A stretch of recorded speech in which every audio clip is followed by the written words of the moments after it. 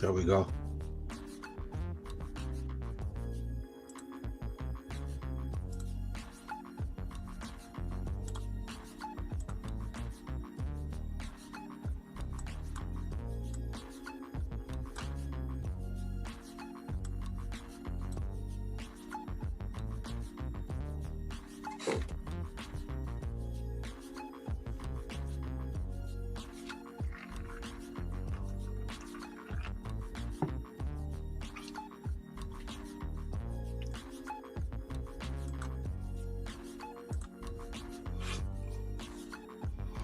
Aha!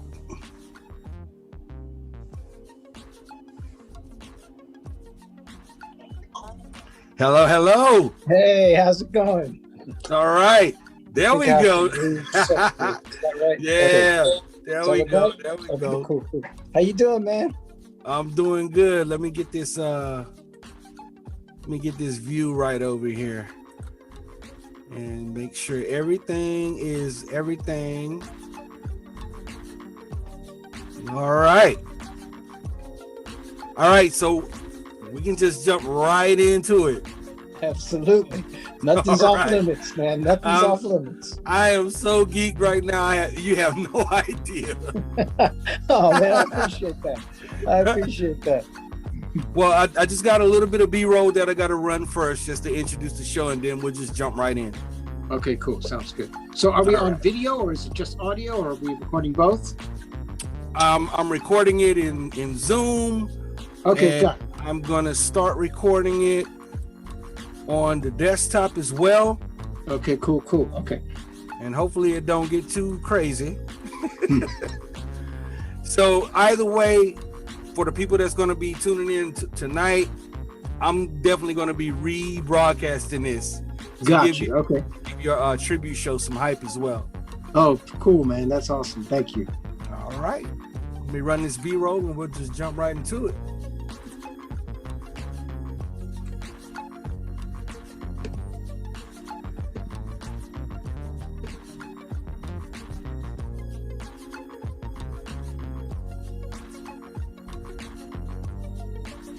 Greetings and salutations, everybody. It's your boy Shango the Don Raga, and this is the 808 After Show. And I could not be more geeked, more excited, more happy to introduce my friend, my boy. I'm claiming you right now. I'm claiming you. Mr. Martin Kember. What's going on, my man? What's up, man? How you doing? How's everything, man? Man, I'm telling you, you have no idea how excited I am right now to have you on the show. Just so I can give the folks a little bit of background for those who may not be as familiar with you as they should. Martin Kember, your career spans decades. You started out in the 90s with As One and had, success with them. Then you had a solo run, and then around 2013, you became a vocalist for Color Me Bad. Yes, sir. Yes, sir. I mean, you have been on stages around the world, around the country. You're a gold record awardee. You're a well-accomplished songwriter for a lot of big names in the business. And you're also a producer and a family man on top of all of that. Oh, absolutely. Absolutely. First and foremost. Yes, sir. And you also appeared on stage, 2014 BET Awards. Yes, sir. You killed it. That was a lot of fun, man. That was one of my fondest, greatest memories of my time with Color Me Bad. That was one of the highlights, actually, for sure. Well, I noticed that you got a new hairdo, and for those that don't know, what that purple's all about, I'll let you go. Actually, that's the light. That's the light in the room. That's the light? Yeah, that's the purple light shining down on my head. Oh, okay. I thought it was the hair. I'm like, man, he's going all in for this tribute. Yeah, I got the purple room, so I can turn the lights out and get it real kind of sexy and purple in here when I record vocals and stuff. I feel you. Well, let's just get into it. Now you're actually London born? I was born in London, yes, sir. Yep. And I moved to, first of all, the East Coast when my mom was an opera singer, and she came over here to this country to sing at Carnegie Hall, which was her big moment in her career, because she'd been doing a lot of things, when I was a kid around London and in England. And then we came for that performance for her, which, was a dream come true for her.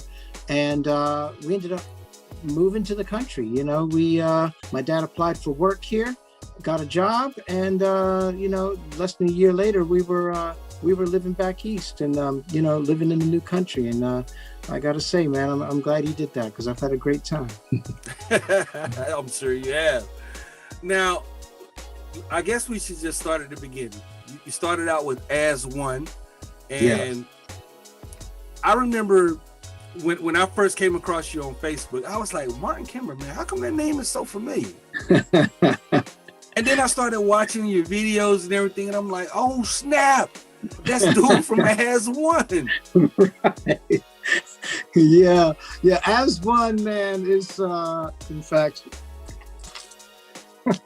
Yes, sir. Yes, sir. There it is. Fact, those are two of my absolute best friends in the world, Sean Harris and Jeff Gill. Me and Sean in high school were a DJ crew, so we were doing all the dances out here in California, in the northern part of Los Angeles.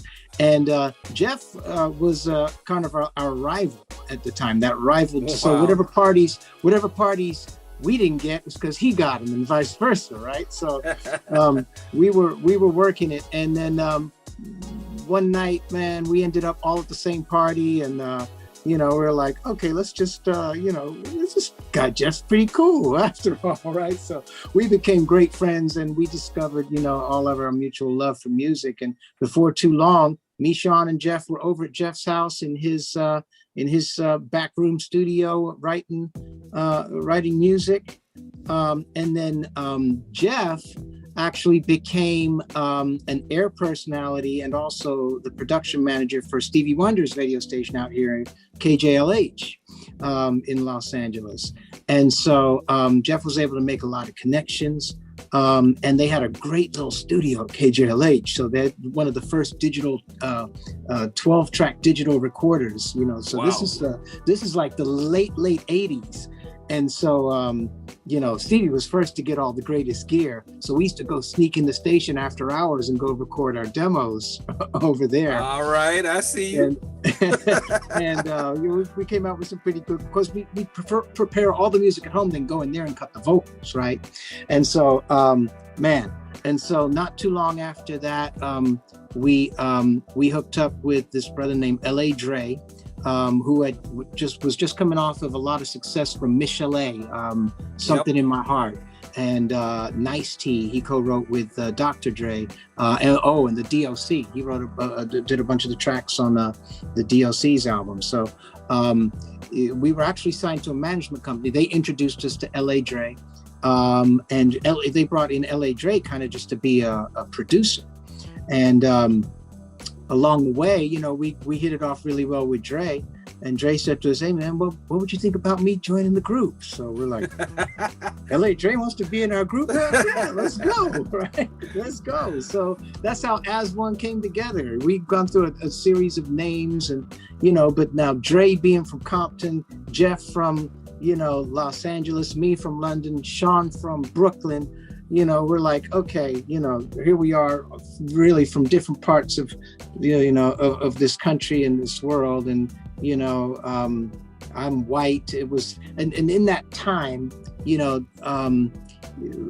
was when we were shopping for our deal and recording our demo and all that, recording our music, it was coming off the last high times of racial tensions, the Rodney King verdict and, and the Los Angeles riots, and we were all together, during that time.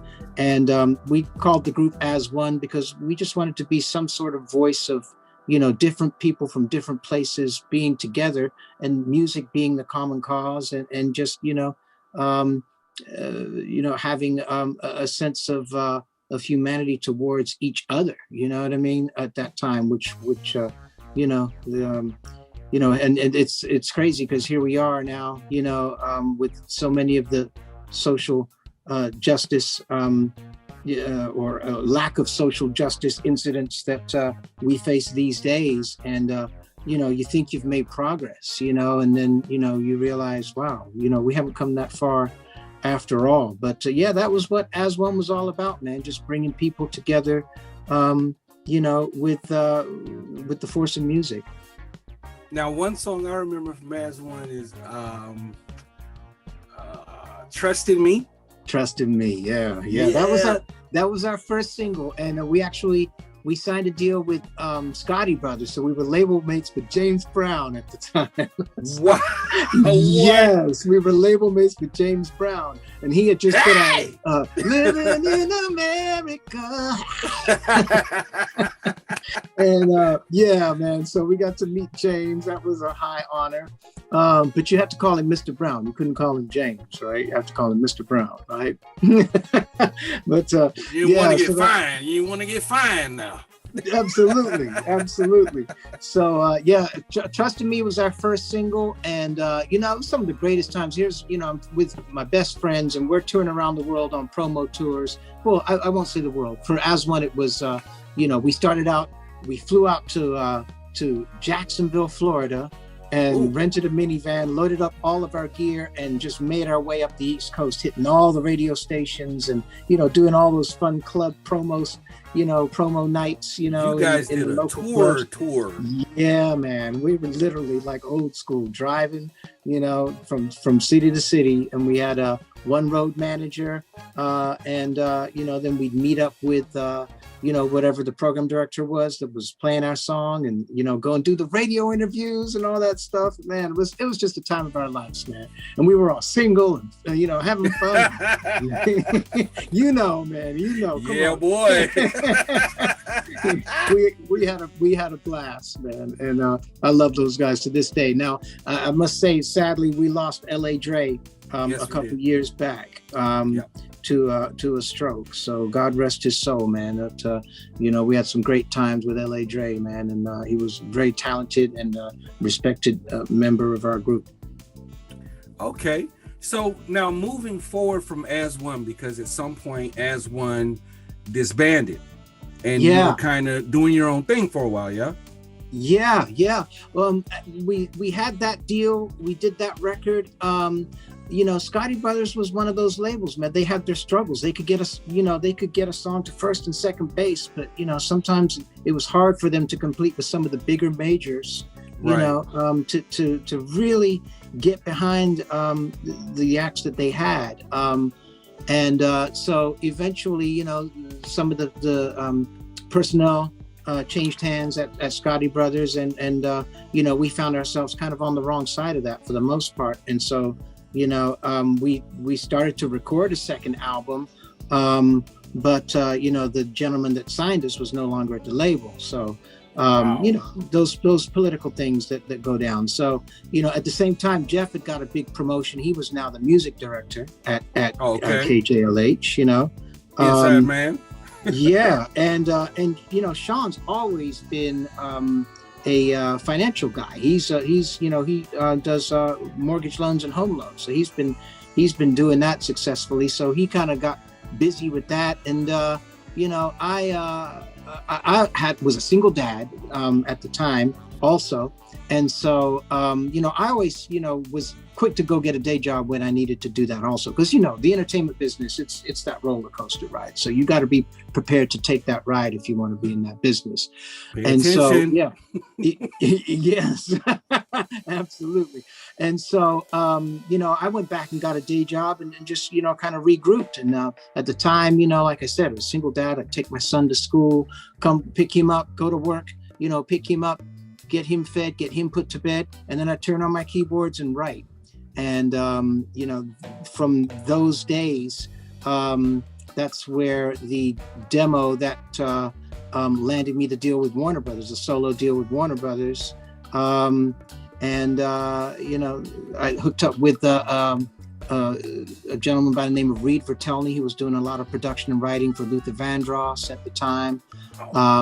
He was the one actually that we co-wrote some stuff together, and he took it over to Warner Brothers, and I ended up with a deal there and a publishing deal with Chrysalis. And, I'm like, hey, I'm back. I'm back. Success comes when you least expect it. Man, so true. And, that was kind of their vision. They wanted kind of just like a very kind of mature kind of pop R&B romantic album. So that's what that One Shade of Love album was. But again, if you notice the common theme, it was called One Shade of Love, right? Because, it was one shade of love, man, and the lyrics to that song said, there are many shades of our differences, but there's only one shade of love. So that's kind of always been the common theme, through my music or the things that I've written or created is, just that feeling of, the boundaries that can be dropped, that sometimes separate us. Those can be dropped, when through people's love of music. Now after a time, moving forward to around 2013, you get a call. Okay. Yeah, I got a call. Yeah. So in the meantime, I had done, the Warner Brothers album. They only released it in very small numbers, and it kind of developed its own kind of cult following. And then, so I moved to Chicago at the time. Now, by this time, I got my real estate license. I was making money, so I was, making music for the love of it, and it's not like sink or swim anymore. So I found comfort there. This was now, I'm backing up a little bit from 2013 because it kind of leads into that. So this was kind of like the MySpace days, okay? Oh, wow. And so, and so I put some music on MySpace, and also I was writing with a lot of co-writers, just, chasing song placements as a writer, as a producer. I'd recently come off the success of Tupac. Me and my great friend Jamie Jones from the group All For One, not to be confused with As One, we produced 2 songs on the Until the End of Time album for Tupac. The remix with Left Eye of Let 'Em Have It, and Thuggin' You Thuggin' Me with Casey and JoJo. So at that point, I was constantly writing, and some of the songs that I'd written for other artists started to get leaked out, right? So, Okay. and so all of a sudden there's my songs floating around YouTube, that were supposed to be demoed for other people. But, it's like, hey, Martin Kember, so I got a call from Japan, a record label in Japan saying, hey, we love your music. We want to market your album here in Japan with a distribution deal. And I'm like, okay, right? I guess I'm making a record again, right? And so that album, I had a lot of songs in the bank already. Finished a few, worked with Emil Gantos, who does a lot of work now, who had huge success with Charlie Wilson. Had a #1 last year with Charlie Wilson again, actually. Charlie. Yeah, Uncle Charlie, man. Yeah. And who else has he worked with? Pitbull, you name it, man. Emil is the man, Emil Gantos. And so we worked on that album. I worked on that also with Andre Lindahl, who was working with Rodney Jerkins at the time, one of Rodney Jerkins' producers. And so the Cycles album was born. And, I self-released it in the US, but it was, really getting most of its power from the Japanese market, which, was a lot, just a great compliment. And so I say Jamie Jones from As One, from All For One. Let me correct myself there. And Color Me Bad, we're doing some spot dates, touring around, doing some 90s shows around a little bit after that time. So fast forward to 2013, some of the, well-documented substance abuse issues with Color Me Bad were coming to a head for the band, and Kevin and Mark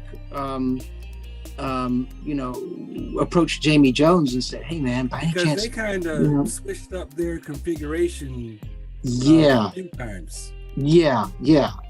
Exactly.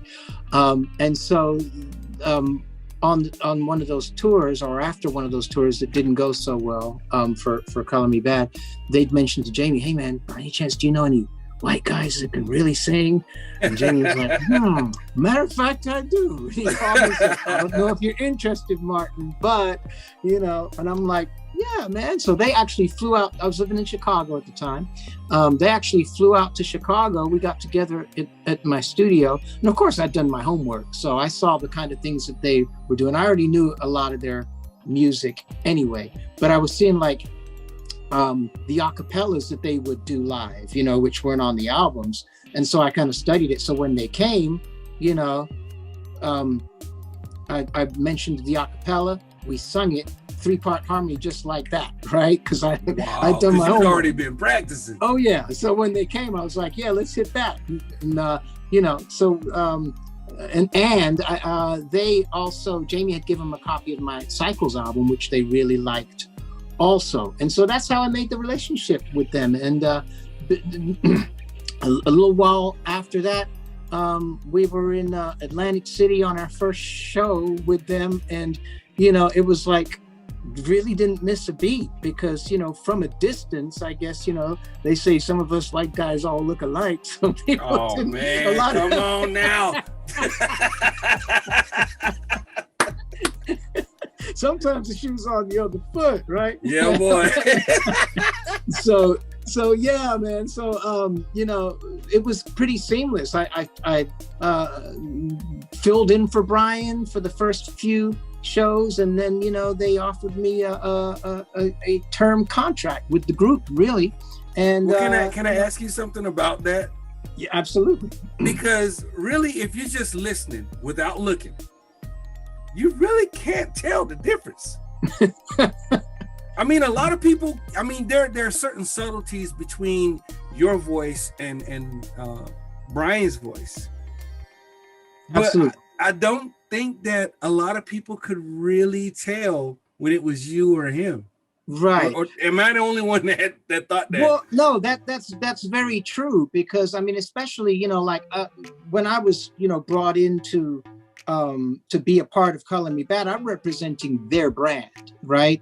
And so that's not my brand, I'm representing their brand. So, my kind of goal was to keep the authentic sound as much as possible of those lead vocals. And so, I was a kid that grew up with radio. So I learned music from listening. I'm not a trained musician. I don't write the music or read music that well, not on that is surprising.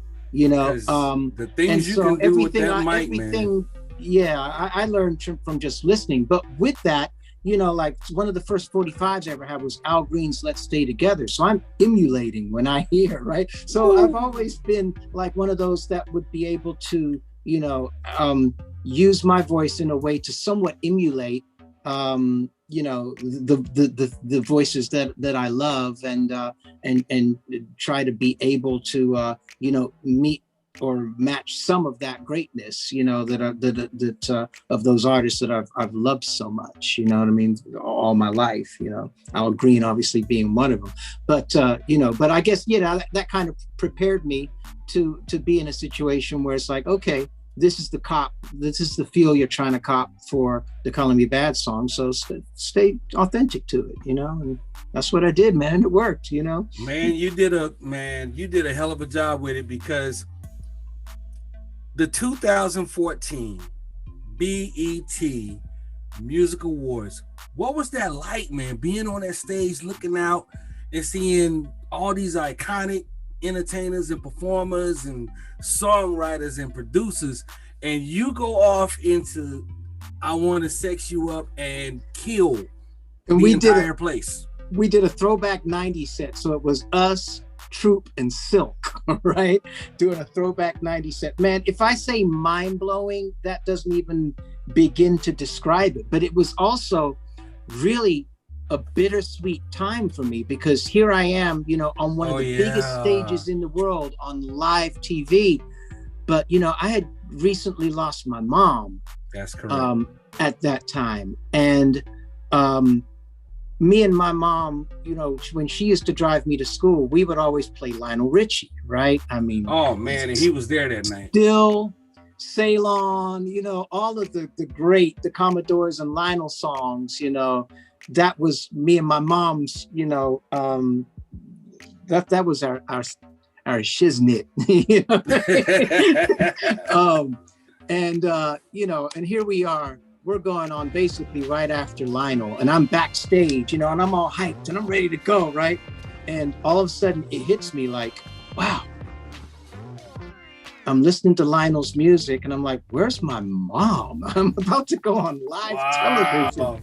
Where is, and so, I lost it. I think a little bit from nervousness, but I was just overcome with emotion backstage, like just because my mom wasn't there to share that moment with me, and when I look back at that tape, I can see like, wow, my eyes are swollen up, and it took me a minute to kind of hit my stride. Wow. Once I got into the vibe, and relaxed into the song, I was okay. You killed it. You killed it, man. I was okay, but yeah, it was a one of the greatest moments of my life, and one of the most memorable, for many, many reasons, but nevertheless, just a blessing. Now, if you go back and watch the video, because that video is all over YouTube, by the way. If you go back and watch the video, you can see Snoop Dogg groove into it. And then, like 2016, you and Snoop Dogg drop I Want to Sex You Up Again. Yeah, I think that kind of came into play, man. I think that kind of came into play. My manager at the time hooked that up, because I was, my time with Calling Me Bad had come to an end. Mark wanted to reunite with and give Brian another shot, and Kevin was having none of that. Kevin was like, if Martin's out, I'm out, because man, it's been smooth sailing since Martin joined. I can't go back to that. You know what I mean? So that was so that came to an end. And at that point I'm like, well, you know what? I just want to get out there. I want to make another record. I want to get out there and sing. you know, and I'd fallen in love with performing live all over again. I mean, how can you not, you know, being on such fantastic stages from Bali, Indonesia to Malaysia, you know, and, you know, all over the US, you know, it was a great time. So shout out to Kevin, man. That is my boy, KT.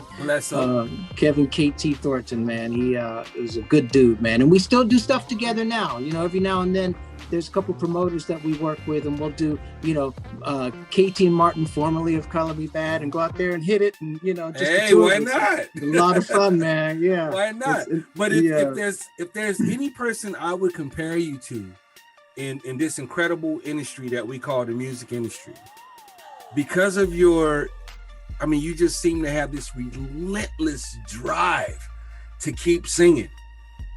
I would call you the Frankie Valli of our time, man. Wow. That's I mean, praise, not only because he's also a falsetto, but right. I mean, you guys just have this similar drive to just keep going, to keep singing. Because if you look at the time span of your career, and I mean, you just dropped a new EP last year. Right. Yeah. And I got another one coming.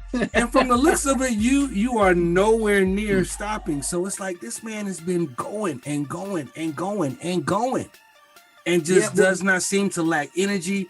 I watched your the videos that are on YouTube of a few of your performances, and I was gonna play them to, you know, during the show, but I don't want to stop talking with you. Okay. I'll play them after so people can watch. Fair but enough. You did Prince's Pop Life. Oh yeah. And man, you were all over that freaking stage, man. I mean, you were like, there was no way the crowd could not get hyped off of that performance. First of all, it's Prince music being played by his band, the New Power Generation. You know, yeah. So that was, you know, I still, you know, have to pinch myself for that when I got that call, you know, to be a guest vocalist with Prince's band. Because, you know, I mean, am I a Prince fan? Come on, man. Obviously. Am I a Prince fan? I bleed purple. Literally, I bleed purple. And so, yeah, getting that call in 2019. You know, we did a few dates, Chandler, Arizona. We did New Orleans, and we did London, England, and Manchester, England. So I was just appearing with them as a guest vocalist, and man, just had the time of my life, man. Because I have so much respect for those guys. They're just such incredible musicians, and to be able to pay homage to, you know, my musical hero Prince with his band, it's just, man, there's no words. It's kind of like, okay, what can I do after this? Like what's next? Right. You know, for me that would be like making a song with KRS-One. I mean, there you go. As far as hip hop goes, that's my hero. So it's like, if I make a song with KRS, it's like, okay, what's I'm next? Good now. I'm good now. Right. But one thing about the Prince tribute, and I know that you have a date coming up on, actually in a little bit over a week, the 12th. Well, here's the thing. I fly out on a red eye tomorrow night to Minneapolis to go do Prince Fest 2021, which is in Henderson, Minnesota. So if anybody remembers the movie Purple Rain, of course, many people do. You know, shout out to Purple Rain. Gotta bathe in the waters of Lake Minnetonka. The famous Lake Minnetonka scene was just outside of Henderson, and so that was hilarious. Lake Minnetonka scene. But wait a minute, love that. And so that ain't Lake Minnetonka. So June 7th being Prince's birthday, there's many festivities in tribute and in honor of Prince in Minneapolis and Minnesota. And so, you know, I'm honored enough to go out there and be a part of that again this year. And then June 12th here in the Los Angeles area in North Hollywood, I'm going to be with my band, The Unit. And we're going to hit the Federal in North Hollywood and do just another Prince set, and just, man, I got a set list for them that night. We're going deep into his catalog that night. Where do you get the energy from? It's passion, man. When you love what you do, it's not work, it's play. So, you know. I feel that. I was always blessed and lucky enough to know what it is that makes me tick, you know what I mean, and have, you know what I want to do. And, you know, real estate, and more recently I've gotten into you know, cybersecurity also, which is, you know, work you can do from home. But I do all of that, you know, number one, to take care of my family, but number two, so I can do music, because, you know, the roller coaster is always going to be like that. You're going to have your ups and your downs, and you need consistency. But everything I do, man, I do, you know, for my love of music. You know, that's my life. So that pays homage to the maturity that you gained over the years in the business. So if there was one singular piece of advice that you could give to aspiring musicians and artists who are definitely going to be watching this, what would it be? Oh man, number one, it's got to be multi-part. It's got to be, because the things go hand in hand. Number one, do your homework and learn the business, because the music is the fun side that we all love, but it's called the music business for a reason. So do your homework and learn the business. And once you feel like you've got a good understanding of the business, and you've honed your craft to where, you know, you feel confident in it, you know, then the second piece of advice is follow your instincts. I can't tell you how many times when I've gone down the wrong road, right, and made a what I consider a wrong decision. It's because I didn't follow my instincts, you know, whether that would be selecting a manager or going with a particular label, or, you know, whatever it may be. When the opportunities come your way, if you follow your instincts, you know, you really can never go wrong, because number one, you won't second guess yourself, because you knew you did what's in your heart. But there are times when, you know, I made the decision because people told me it was the better decision, or this was the better person for the job, or something like that, when my gut really told me otherwise.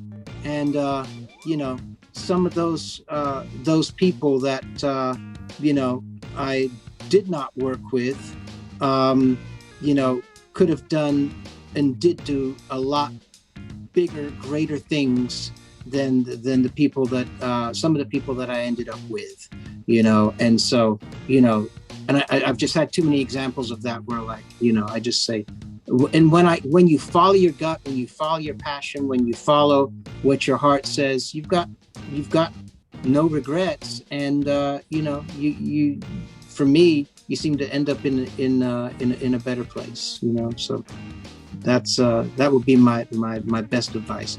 Learn the music business, hone your craft, and follow your instincts, follow your gut. Nice. Now, having come out of the 90s and you know, been through the 2000s, the 2010s, here we are, 2021, and everything is about, you know, having a social media presence. Excuse me. Have you found it difficult to develop a social media presence, or is it just another part of the game that you have to, you know? There was a time when I was trying to figure it out, you know, like, okay, you know, how do I get followers? How do I, you know, you know, that was, there was a time when that was a struggle, but I kind of just started to forget about that and figured, if it's gonna come, it's gotta come authentically. So yes, when I joined Color Me Bad, that helped, because now all of a sudden you're on a stage and a platform where, you know, you get to announce and promote your social media. After Color Me Bad was over, and I was no longer, you know, a part of that group or touring with the group, it started to grow completely differently because I just wanted to get out there and play. So I was going around LA, you know, just doing whatever shows I could, you know, just jump on stage with other bands, you know, whatever it was. And, you know, my love for Prince and his music, you know, and D'Angelo and that sort of thing, you know, when there was an opportunity to do those songs, I would get a lot of response, you know, a lot of positive response from people, strangers, people I didn't know. So, you know, like my Facebook page, my music Facebook page and my regular Facebook page and Instagram, most of those people are actually just people that I've connected with in person, right? At a live show or see, you know, or then end up seeing the video of the show or, you know, and they're responding to it authentically. So, you know, I mean, I guess I learned along the way, there are no such, you know, for what I do and who I am, there really is no such thing as just chasing followers, because it's, you know, those people that engage that have the value, those people that actually care about what you've got to say and what you're going to sing, and, you know, and actually will come out and you know, support your shows, you know. And it's not just about, you know, them paying to come to my show. It's like, you know, when I'm doing these shows, I'm seeing people that these are all my friends, right? They literally are all my friends and people that I love to see. You have a lot of friends and hang with and share music with, you know what I mean? Because, you know, I've always been a fan of music first. So, you know, at my shows, you know, I'm not, you know, coming out mysteriously just at the show, and then I'm out there dancing before the show, and it's like, hey, it's time to perform, let's get on stage, you know. so yeah, and that's how, you know, I you know, how I've developed my social media now. Literally, it's just from, you know, being in a network of fans who love music and share music, you know, with me in one way or another. Wow, that's incredible, because, you know, the more we go forward in time, it's like, you know, so much has changed, and seems like the world's become so digitized and sanitized and artificial in a lot of ways. So with that thought in mind, obviously you're not immune or blind to a lot of the things that have happened, especially in 2020. And in fact, you did a song called the 2020 song. Yeah. But the song wasn't written in 2020. That's absolutely right. That was written the day after the 2016 election. Literally. Because at that time I had, you know, I understood what the possibilities of going from, you know, the administration of a Barack Obama to a Donald Trump. I understood what that meant, and those turns that I feared would come, you know, which divided us even further. And that's what I feared. And I wrote that song then because I knew those policies were going to be very, very divisive. And that's what that song was written about, trying to just, you know, encourage, you know, the good-hearted Americans of all colors, races, you know, and even those who are here that maybe aren't considered Americans, that came here, you know, for a better life, you know, for their families, you know, that to me is still America, you know.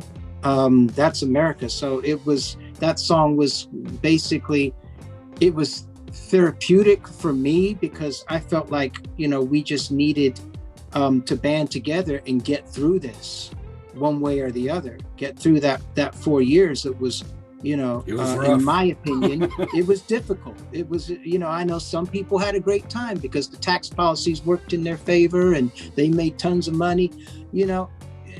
But to me, it's not about that. You know what I mean?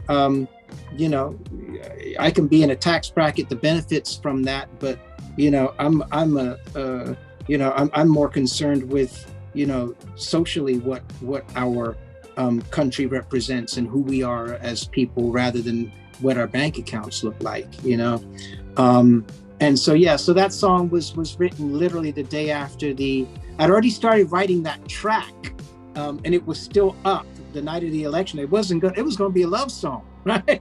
Wow. The track was going to be a love song. But then, after the election, I wrote that lyric and that melody, and I kind of dribbled it out then, and then kind of repushed it again when 2020, when the election was coming up, because it was just encouraging us to be respectful of each other, and to have a different heart compared to what was being promoted at the time. And you actually participated in some of the peaceful protests. Oh, I absolutely did. Yeah. I mean, my son is biracial. My daughter is biracial. My wife is Black. Beautiful family. My best friends are African American. I've got Mexican in my family. I've got Lebanese in my family. Wow. Right. And so how when my son said, "Dad, I'm going to walk the streets," I said, "I'm coming with you." You know what I mean? And that's what we did. You know what I mean? Because it's like, putting your, you can't just, preach something and not be a part of it. I wanted to be a part of that peaceful protest that says, that those lives matter. They don't only mattered in past tense, they matter, and they did matter. And we needed to, again, just become and show that who we were in character, and that, not all of us are of that frame of mind that's going to take our country into that path. And, we've got to stand up and join together to speak out against it as much as possible. And, we did, man. I walked till my feet were raw, literally, Right on, right in on. the middle of COVID, in the middle of COVID. Yeah. So with you having done that, and I mean, the song in and of itself is a powerful song, and it's one of those moments where you listen to a song and you're like, man, radio sucks, because this song should have been all over the radio. for like the whole of 2020, this song should have been blaring out of everybody's speakers. Yep. But kind of backtracking a little bit, with you going to Minnesota to do a show and understanding the deep and incredible musical history of that place. Absolutely. I mean, it's hard to even come up with a question about how do you prepare yourself mentally, spiritually, emotionally, with everything going to this mecca of music to perform? Well, the mecca of music, and now keep in mind, the state of Minnesota, the city of Minneapolis is still healing from, the latest. Yes. I can't even say the latest. Sadly, I wish I could say the latest, but one of the more recent, most tragic injustices we dealt with. George Floyd is gone. God bless and rest his soul. And they're still healing from that over there. So,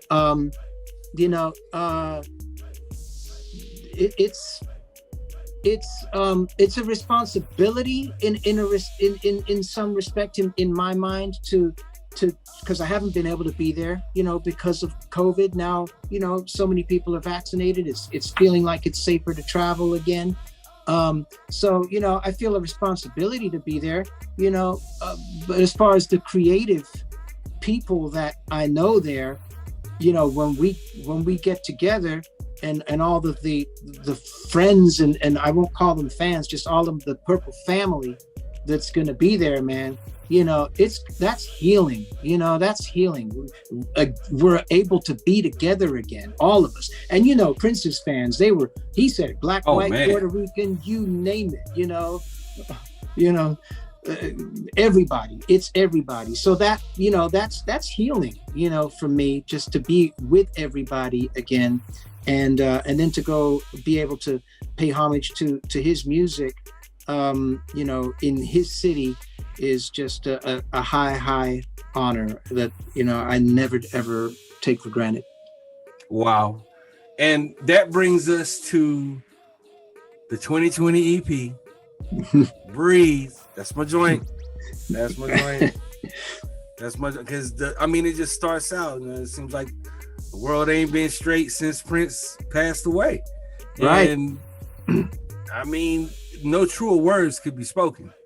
Yeah. I mean, you know, it definitely feels like it took a turn at that point, you know, and then I was, of course, you know, living in Los Angeles predominantly most of my adult life, being a huge Lakers fan and a big Kobe Bryant fan. He was a hero to me because, you know, I mean, I tried to go about my passions the way Kobe went about his passion of basketball. You know what I mean? You've got to have, if you want success and you love it, you have to have that work ethic. And those are things that I admired Kobe so much for. And so losing Kobe and Gigi, and I'd never met either of them, but you feel like they're family. They're part of your. Yes. And then the COVID thing hitting, the lockdown hitting, and realizing how serious that actually was, and not knowing, you know, being so unsure about the future. And in LA, man, it was just raining non-stop too, which is not common for LA. I might be exaggerating, but it felt like it rained for 2 weeks straight at least. So, you know, I think it probably did. So in a sense, LA was crying. Yeah, it says, yeah, looking out at the rain like the world is crying. You know what I mean? So that was the first thing I wrote after the lockdown, because I'm like, okay, what are we going to do? You know, we got to be home. May as well, you know, turn on the gear and see what comes out. And that's Breathe just came out, man. You know, and it's literally, it's like, wow, everybody to keep breathing. You know what I mean? Like the people that had COVID, keep breathing. You know, it's like you have this ability to feel the pulse of what a lot of us are feeling, and the way that you put it into words, and then the way that you project it when you sing, and you do it with no auto-tune, none of this, you know, and it's like this man's voice has been this dynamic since the 90s. Am I the only one who understands what a big deal that is? Thank you, man. I really appreciate that. You know, I guess I'm lucky in that sense, you know, but I do try to take care of myself, and you know, you constantly try to get better, you know, and I know that, you know, the older people in my family, you know, as you do get older, your voice changes and your abilities may become diminished at some point. You know, my wife's grandmother, she's, you know, 93 years old. What a beautiful voice. But, you know, what a beautiful voice she had, you know, but, you know, at some point you can't do it anymore. So I'm going to do it real hard all the while. I'm going to do it hard, you know. I'm with you. I'll trying to get better, you know. I feel you on that. To get better and better and better and better until I can't do it no more, you know. Because, I mean, if you go back and listen to your riffs on like Trust in Me, and then you listen to what is it? And I saw a video of you doing it live, something like Back She Goes to Him Again. Oh yeah, Back to Him She Goes. Yeah, that was on the Cycles album. Man, I mean, you got some true bangers, and it's like when it comes to people who they say are underrated or whatever, and I don't want to even throw you in that category because I'm not underrating you at all, you know. And I mean, I'm quite sure everyone who shows up to your shows aren't underrating you. All I'm saying is the one good thing, I guess, that came out of this entire pandemic is that it reintroduced people to the value of a truly good live performance of music. So true. Yeah, so true. People were starving for live music, you know. Zoom concerts could only go so far, you know. But they got us through. Yeah, they got us through. They somehow got us through. So shout out to Zoom. The cyber concerts and all that. Yeah, it was a way for us to get together without being together. So I appreciate that. But man, there's nothing like being on stage, you know, with you know, those musicians where you can just all feel each other. It's like being on a championship basketball team, man, when you're all out there in synergy, you know what I mean? And everybody knows where everybody's supposed to be, and you're feeling each other, man. There's nothing like that feeling, being on a stage with musicians like that, man. That's what makes me tick.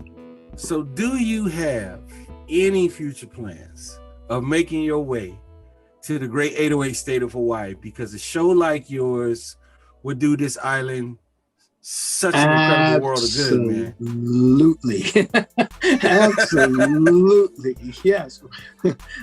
Aloha, mahalo, and everything that goes along in between. So all I'm saying is, after this interview, we're gonna keep in touch, because let's do that. I'm gonna be hitting up people with big pockets. I'm thinking like, Honolulu would probably be the best area to target it first. Would you think? Yes. Yeah. So, you know, it'd be fun to do it at the Hyatt in Maui, you know, but that probably wouldn't be the greatest turnout. Well, there's a spot here in Honolulu called the Blue Note. The Blue Note, okay. And I think they're kind of franchised, but the Blue Note here in Honolulu, they have played host to some really incredible acts over the years. And unfortunately, COVID did shut the doors on a lot of our other venues. Right. Okay. But some permanently. And they haven't recovered. Some of them haven't recovered. Yeah. Okay. Yeah, a lot of them haven't. Unfortunate. Yeah. But places like the Blue Note, places like Next Door in Chinatown, you know, now that they're back, it's like we understand the true value of having those venues that support live music. Whether you're a major label artist, whether you're indie and you're just starting out. Those places have supported live music the entire time. And I would love to see people's reaction when they hear you do Adore, or when they hear you do Pop Life, or even when they hear you do Careless Whisper. It would kill them. It would kill them. Let's do it, man. Let's set it up. Let's do it. I need no excuse to come to Hawaii, okay? But music and Hawaii? Come on, man. And it's my wife's favorite place in the world, man. Actually, you know, ever since we got married, we just celebrated our 20th. And ever since thank you, man. And ever since, almost every year we've made it out to one of the islands just for a vacation, with the exception of 1 or 2 years when, you know, it just wasn't in the cards. But we're dying to get back there, man. And one of our favorite places to stay, like I said, is the Hyatt on in Lahaina in Maui. I'm quite sure they wouldn't mind you getting on one of their stages in Maui. Yeah, I love that place, man. It just feels like that vacation dreamland away from home, you know. But yeah, we've come to Honolulu plenty of times too, and we love that area also, you know. So I'm dying to get back, man. This, you know, hopefully maybe this year, but hey, if we set up a show, it's on and cracking. I'm gonna start talking to some people. And you know, I'll fly the band out, man. We got to do it. And that's one of the things I wanted to ask you about too. Like, if a show in Hawaii were possible, I don't see it really being as powerful as it should be, unless you got your man. And no disrespect Absolutely. to Hawaii's musicians, but right. you gotta have funk and soul in your bones to hang with Mark Kember. Absolutely, man. Yeah, it's got to be. You know, I mean, when it's the best product when it's very well rehearsed, but it feels like it's improvised. You know what I mean? And you know, Prince and Michael sometimes were masters of that. James was a master of that.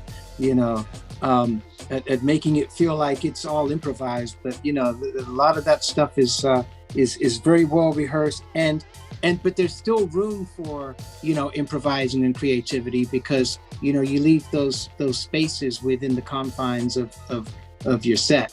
But yeah, so you know, I would definitely want to bring you know, at least a 4 or 5 piece out there with me, right? You know, at least, right? Gotta bring you know? it, man. You got to, You know? you got to, man. I don't know. Can you find a horn section in Honolulu? I don't know. I think there are. I mean, there's a lot of musicians here. Yeah.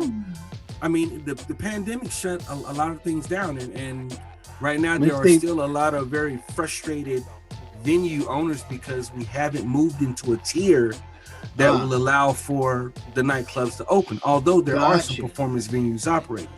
Gotcha. But okay. For a show like yours, it's got to be somewhere like the Blaisdell. It's got to be. Yeah. It's simply got to be. I mean, Blue Note immediately comes to mind because the people who go to Blue Note go there strictly for live music. Gotcha. Mm-hmm. They don't want it any other way. It's got to be live. Yeah, absolutely. Yeah, there's only one way to do it. Yeah, man. Let's talk and let's put something together, man. Let's work it. Oh yes. Oh yes, definitely. And hopefully, you know, I mean, maybe it might be as late as fall or you know, but there is no bad weather time out there. So, no, you know, it could be December. You know what I mean? Whenever it's safe and legal to get together, you know, and do it right. Let's do it. Let's do it. I'm all in on that. Sounds like a plan. Well, Brother Martin, I want to say thank you, man. We've been chopping it up for an hour and it feels like we've just been talking for like 15 minutes. That's crazy. That is crazy. I have so many other questions I would love to ask, but I know you got to get some rest and my time is coming up short in about 2 minutes. So really quick, do you want to share anything else about the EP that just came out? Well, absolutely. Yeah. For sure. I mean, just everybody there, make sure you connect with me on my social media platforms, which is on Facebook, it's Martin Kember Music. But I connect with people more on my personal page, which is just Facebook, Martin Kember 1. Instagram is Martin_Kember. And Twitter is at Martin Kember 1 also, just the number 1. But I'm more on Instagram and Facebook than Twitter, to be honest. Yeah, so I'm working on another album now. I'm really excited about another project I'm involved with. The Escovedos invited me to be a guest vocalist on an album that they are working on. And so we're doing a remake of a classic, beautiful 80s song, and it's not Prince. But I won't tell yet. But it's one of those classic ballads that everybody knows, and we're doing like a Latin, Spanish kind of a feel to it with you know, my take on the vocals. So I can't wait to share that with everybody. That's going to be on Juan Escovedo's album. We had Sheila on drums, man. Come on, Raphael Sadiq on bass. Come on, man. That project is something. That project is something. So listen, look out for Juan Escovedo, Sheila's brother Juan. Did you say Raphael Sadiq on bass? Oh, snap. Yeah, man. Yeah. Well, I know for myself, that'll be coming definitely soon. Be on the lookout for that one. Yeah, and other than that, I'm working on another album that I hope to finish and have out there by the fall. You know, in the meantime, I'm just going to be out there playing, man, as much as possible. So if I'm in your town and you're hearing this, when I come to the Martin Kember show. It's called Purple Musicology when we do the Prince tribute. Careless Whisper is the tribute we do to George Michael, but if it's not, it's just Martin Kember and the unit. Shout out to the unit, Stacy Lamont, Kyle, all the brothers from the band, man. Love you guys. Well, man, I don't know about nobody else, but I'm definitely going to be on the lookout for all of that. You're super dope. It has been Thank you, man. Appreciate it. And genuine pleasure sitting here chopping it up with you, man. And I'm going to get this all redone and edited up because I know that at least on one of these it kept going in and out, but I'm going to take care of that. No worries. Got you. But thank you so much for your time. Man, no, I appreciate it, man. I absolutely appreciate it. And thank you for having me. And I will be in touch about that other thing that we just talked about. Yeah, let's do that, man, for sure. Yeah, man, all we got to do is pick a date and start marketing. It ain't nothing but money, just a little bit of money. Money makes everything happen. Yeah, let's do it. Yeah. Well, man, okay, good talking to you, man. Let's definitely keep in touch. We definitely will, man. Until then, you stay healthy, stay blessed, and keep singing, my brother. Absolutely, man. Take care now. God bless. You too. Same to you. Ladies and gentlemen, there you have it. Mr. Martin Kember. That'll be it for this episode of the 808 After Show with your boy Shango the Don Raga. Be sure to tune in next Thursday night for more music. We'll see who our next special guest will be in the week to come. And definitely check out Mr. Martin Kember at Martin_Kember on Instagram, Martin Kember Music on Facebook, and also Martin Kember 1 on Facebook. Be sure to check out his latest EP with his single Breathe. It's an amazing track. You will not be disappointed. For those who tuned in tonight, thank you so much. We really appreciate it. And until next time, stay safe, stay healthy, and be blessed. I'll catch y'all next week. Good night.